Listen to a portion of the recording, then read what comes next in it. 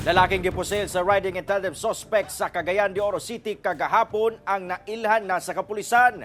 Away pamilya, usa sa mga gitutukan nga rason sa krimen. Ang detalye sa report ni James Paulo Yap. Nailhan na sa otoridad ang lalaking gipusil patay sa Bacolio Street, Barangay 21 sa Cagayan de Oro City, pasado alas 5 sa buntag adlong Miyerkules. Giila kini sa Cagayan de Oro City Police nga si John Ray Demisilio, residente sa Barangay Puntod ug usa ka driver og jeep. Usa sa ginalantaw karon sa kapulisan nga motibo sa krimen ang away pamilya. So ato pa ning kasubayon ug sa iyang napangga ug sa iyang nakalalis samtang sa gatrabaho siya sa adlaw-adlaw. Nasayran sab sa kapulisan nga tulo ka mga sospek nga nakasakay og motorsiklo ang responsable. Migawa sa investigasyon nga usa ka .38 nga revolver ang gigamit sa mga sospek.